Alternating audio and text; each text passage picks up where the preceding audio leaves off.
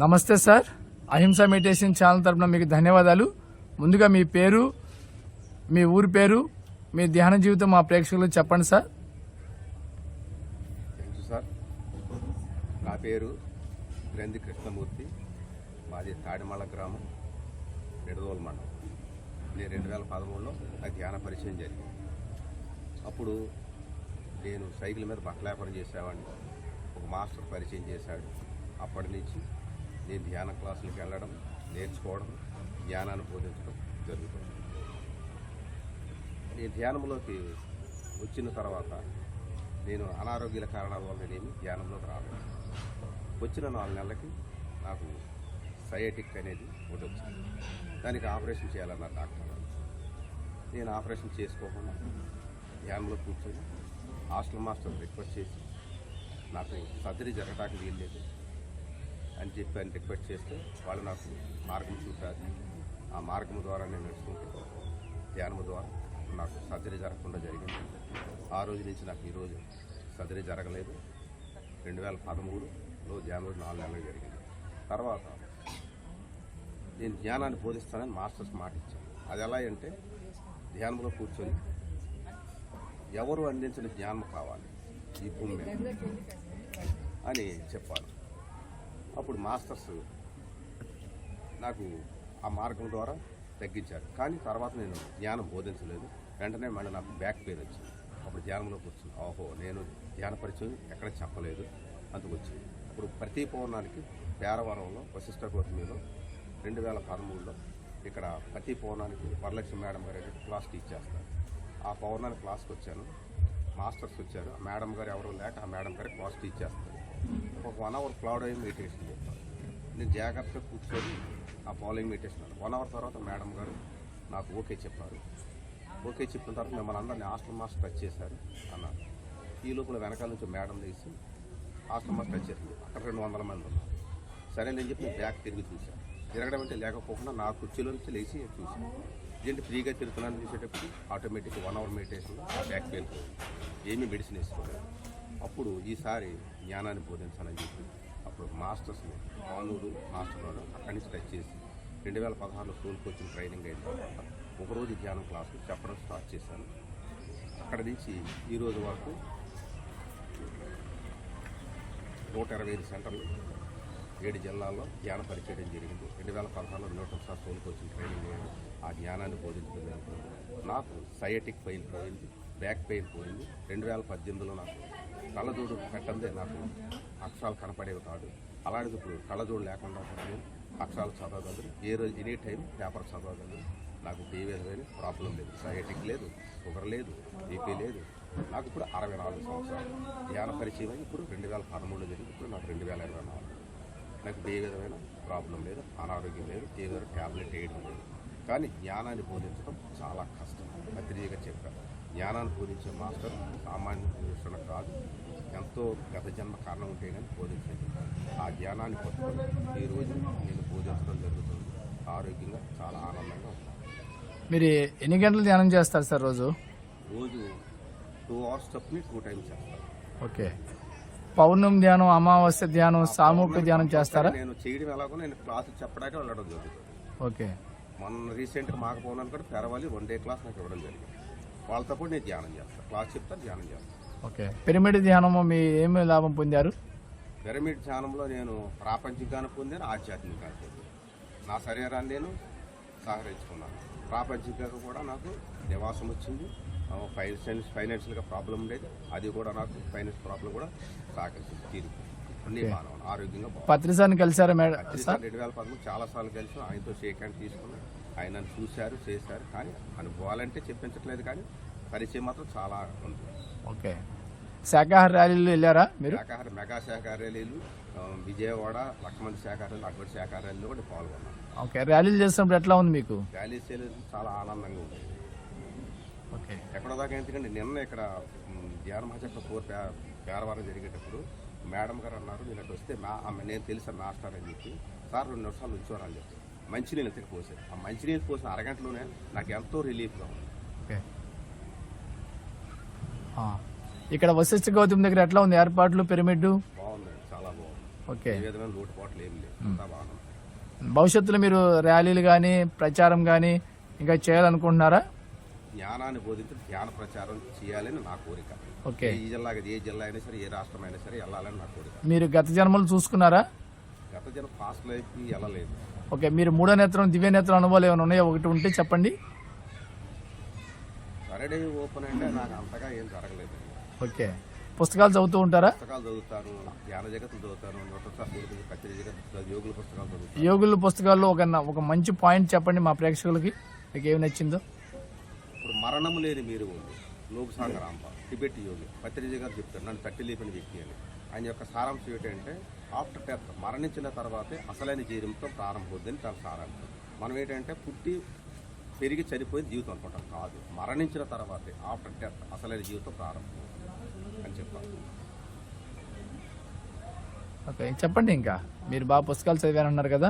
జీవాత్మ ప్రపంచ నియమాలు. ఓకే. ఒక యోగి ఆత్మ కథ. భగవద్గీత చదివారా? భగవద్గీత చదివి. భగవద్గీతలో ఒక జ్ఞాన శ్లోకం చెప్పండి, మీకు నచ్చిన శ్లోకం. మనము ఆత్మ గురించి చెప్పారు. నైనం చింధంతి శస్త్రాడి, నైనం దహతి పావక, నచైనం క్లేదయంత్యాపో, నా శోచేతి మారుత. అంటే ఆత్మను శస్త్రాలు చేతంపజాలదు, అగ్ని దహింపజాలదు, నీరు తడుపజాలదు, వాయువు ఆత్మీయ సమర్థన కాదు, ఆత్మ ఆశ్రమం లేదని చెప్పారు. మీ బంధువులందరికీ ధ్యానం నేర్పించేశారా? బంధువులందరికీ చెప్పాం కానీ మరి వాళ్ళ ఆత్మస్థితి ఇంకా పెరగలేదు లేదని ఎక్కువ మంది రావడం జరగలేదు. శాకాహారులు అయిపోయారా సార్? శాకాహారి. మీ కుటుంబం అంతా? మా కుటుంబంలో శాకాహారి. ఓకే. మీరు బిఫోర్ మెడిటేషన్ అంటే ముందుగా ధ్యానం ముందు మీరు ప్రతిదానికి హాస్పిటల్కి వెళ్ళటం కానీ మెడిసిన్ తీసుకోవడం కానీ జరిగేది ఏమన్నా? అప్పుడు కూడా తక్కువే, కానీ ఇప్పుడు అది లేదు. ధ్యానంలోకి అసలు వచ్చిందో అసలు లేదు? ఏం లేదు. ఓకే. ప్రజెంట్ ఏం లేదు. No doctor, no medicine. Okay. భగవద్గీతలో నీ ఆత్మ నువ్వే ఉద్ధరించుకో అన్నాడు కదా సార్. మరి మీ ఆత్మని ఉద్ధరించుకున్నారా? ఉద్ధరించుకునే ప్రయాణంలో ఉన్నారా? 100% లేదు, కానీ ఆ సాధనలోనే ఉన్నా. ఓకే. మీరే దైవత్వం అని తెలుసుకున్నారు? నేనే భగవంతుడు, నేనే ఆత్మ. ఓకే. అంటే గుళ్ళకి వెళ్తున్నారా ధ్యానం చేసి? మరి అంటే ధ్యానం చేసిన తర్వాత గుడి మానేశారు? ధ్యానంలోకి వచ్చిన 6 నెలల నుంచే మానేశారు. అంటే గుళ్ళో ఉన్న దేవుడు మీలో ఉన్న దేవుడు ఒకటే అని తెలుసుకున్నారు. Okay, very good sir. చెప్పాడు, ఎవరైతే దేవుడా దేవుడు అని దేవుడు ప్రారేపడతాడో వాడే దేవుడు అని చెప్పాడు. వాడు వచ్చినప్పుడు మనమే దేవుడు ఇంకెక్కడ వెళ్తాం? మనమే దేవుడు, మన లోపలే దేవుడు పెట్టుకుని బయట ఎక్కడ ఎదుగుతాం? ఆది శంకరాచార్య గారు చెప్పాడుగా, యేసు ప్రభు కూడా చెప్పాడు, అందరూ చెప్పారు. నేనేమన్నాడంటే దేవుని రాజ్యం నీలోనే ఉన్నది. ఆది శంకరాచార్యులు అహం బ్రహ్మాస్మి అన్నాడు కదా. ఓకే, బాగుంది సార్. ఇంకా మీరు మీ ఆధ్యాత్మిక ప్రయాణం ఇంకా ఎలా సాగుతుంది చెప్పండి సార్. ఆధ్యాత్మిక ప్రయాణం చాలా బాగుందండి. నాకు కూడా ఇప్పుడు హాస్టల్ రావాలంటారు, థర్డ్ డే ఓపెన్ అంటారు, ప్రతిసారి ఏమన్నారంటే అవి చేసుకోవాలి, కానీ అవి చేసుకోవాలంత అవసరం లేదు, తెలుసుకుంటే చాలు అన్న జ్ఞానము. అది నేను తెలుసుకున్నా. తర్వాత నాకు థాట్ పవర్ బాగా పనిచేస్తుంది. నాకు ఇది కావాలి, నాకు ఇది జరగాలి, నాకు చేయాలని ప్రాపంచికంగా కాకపోయినా ఆధ్యాత్మిక అనుకున్నా నాకు ఏది కావాలంటే అది ఎక్కువగా 90% థాట్ పవర్ పనిచేస్తుంది. సార్, అహింస పరమో ధర్మ కదా, ప్రపంచానికి మీరు శాకాహారాన్ని ఏమి బోధిస్తారు చెప్పండి మా ప్రేక్షకులకి. అహింసో పరమో ధర్మ అన్నారు. అంటే పత్రిక చెప్పింది ఎలాగంటే అహింసో పరమో మోక్ష అన్నారు. హింస చేయకపోవటమే మోక్షం. ఏ జీవిని చంపకూడదు, ఎవరి హింస పెట్టకూడదు, హింస చేయకపోవడమే మోక్షం అన్నారు. ఇప్పుడు భూమాత నరక భూలోకం అయిపోయింది కదా, భూమాత పాపాత్మలు భారం మోయలేకపోతుందని పత్రిసారి గారు చెప్పారు కదా, కుమిలిపోతుందని. ప్రపంచానికి మీరేం సందేశం ఇస్తారు? ప్రస్తుతం ఉన్న కాలపాల పరిస్థితిని బట్టి దానికి అనుకూలంగా నడుచుకోవాలి, కానీ ఒకేసారి మారాలంటే మారుతుంది, గ్యారంటీగా మారడం జరుగుతుంది. అంటే మన కోసం కాలం ఆగదు కదా సార్. ఇప్పుడు సూర్యోదయం అయిపోయింది పొద్దున, ఇప్పుడు సూర్యాస్తం ఇక్కడ అవుతుంది, మళ్ళీ వేరే చోట సూర్యోదయం అవుతుంది. మన కోసం కాలం ఆగదు కదా. మనం మారిపోతే కాలం పరిగెడుతుంది కదా. మనం చెప్పిన మాట కాలం ఎంత కదా. కానీ ఒక ఆత్మజ్ఞాని, ఒక బ్రహ్మజ్ఞాని అయిన వాడు పత్రిసరి చెప్పాడంటే ఒక పిరమిడ్ మాస్టర్ ఏమైనా చేయొచ్చు, ఎంతైనా చేయొచ్చు. అయితే మనము దాన్ని వ్యక్తిగత మార్పు రావాలి. మనం ఎన్ని చేసినా మాస్టర్ అనేవాడు వ్యక్తిగత మార్పు వస్తే మనం ఏదైనా చేయొచ్చు, ఎంతైనా చేయొచ్చు. కాలమే మనకు అనుగుణంగా నడుస్తుంది. మన మాస్టర్ మారుకోకుండా కాలం మన చేతిలో ఉంటే అది కరెక్ట్ కాదు. కాలం మన చేతిలోనే ఉంది. పత్రిసారి చెప్పారు, ఇది ఒక స్వీయ అనుభవం. మాస్టర్ చెప్పారు, ప్రమాదం లేనంతసేపు మనిషి ఏ విషయం గురించి ఆలోచించారు. తీరా సమయం వచ్చేసరికి దిద్దుకోవడానికి అక్కడ ఏమీ మిగిలి ఉండదు. కానీ జ్ఞాని అయినవాడు తనదైన శైలిలో వాటిని అధిగమించవచ్చు. కాలం మన చేతిలోనే ఉంది. ఇందులో ఏం చెప్పారు? కాలం మన చేతిలోనే ఉంది అన్న సత్యాన్ని తెలియజెప్పడానికి వచ్చింది ఆయనే బ్రహ్మర్షి పత్రిక. ఇప్పుడు మీరు కాలం మన చేతిలో లేదన్నారు. లేదు, కాలం మన చేతిలోనే ఉంది, అది మనం చేసుకోవడం లేదు. కాలం ఆగటం కాదు, కాలం ఆపే స్థితి కూడా మన దగ్గర ఉంది. కాలం మన చేతిలోనే ఉంది అన్న సత్యాన్ని తెలియజెప్పడానికి వచ్చాడు. అది మనం గ్రహించట్లేదు పత్రిజీ గారిని. పత్రిజీ చాలా మూలంగా చాలా లోతుగా వెళ్తారు. ఆయన అర్థం చేసుకోవడం చాలా కష్టం. ఆయన మనం పట్టుకోకుండా మనం ఏదో 5 సంవత్సరాలు 10 సంవత్సరాలు ధ్యానం చేసి నేను పెద్ద మాస్టర్ అన్న ఫీలింగ్లో వచ్చేస్తున్నాం, కానీ ఆయన అర్థం చేసుకోవడం. కాలం మన చేతిలోనే ఉంది. అది ఎంత మారినా ఏమి చేసినా ఒక పెరబిడ్డ మాస్టర్ మార్పు చేసే స్థాయి మన దగ్గర ఉంది. ఏమైనా చేయొచ్చు, ఎంతైనా చేయొచ్చు, కాలాన్ని మార్చేసి మన స్థాయి. అయితే మన వ్యక్తిగతంగా మారి అందరూ ఏకత్వంతో ఉండాలి, బంధుత్వం ఉండకూడదు. మరి భూమి మీద హింస మానిపించాలి కదా సార్, మరి కాలం మన చేతిలో ఉన్నప్పుడు మారదు, టైం వచ్చి శాకాహార భూలోకం అవ్వాలి కదా. శాకాహార జగత్తు అవుతుంది. ఎందుకంటే ఇంత మారింది ఇంకా అంత అవ్వదు. అదే ఇప్పుడు ఇంతవరకు పత్రిజీ ఒక్క మనిషి ఇంత తీసుకొచ్చాడు. మన ఇంట్లో మనం చేయలేము మన కుటుంబాన్ని. అటువంటిది ఒక యావత్ భూ ప్రపంచాన్ని ఒక మానవుడు వచ్చి మానవుడు రూపాయల్లో వచ్చి ఒక దైవం వచ్చి చేసిందంటే ఎందుకు మారదు? టైం తీసుకుంటుంది. పత్రిజీ గారు ఏం చెప్పాడు?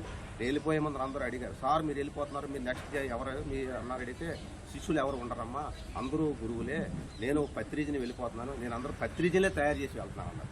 మరి ఒక పత్రిజీ లక్షల మంది పత్రిజీలు తయారు చేసింది ఎందుకు మారదు? మనలో పట్టు అందరూ కలిసికట్టుగా ఉండాలి, ప్రేమతత్వం ఉండాలి, స్నేహభావంతో ఉండాలి. అప్పుడు అలా ఉన్నప్పుడు వ్యక్తిగతంగా మారితే ఖచ్చితంగా అయి తీరుతుంది, అవ్వకుండా ఉండదు.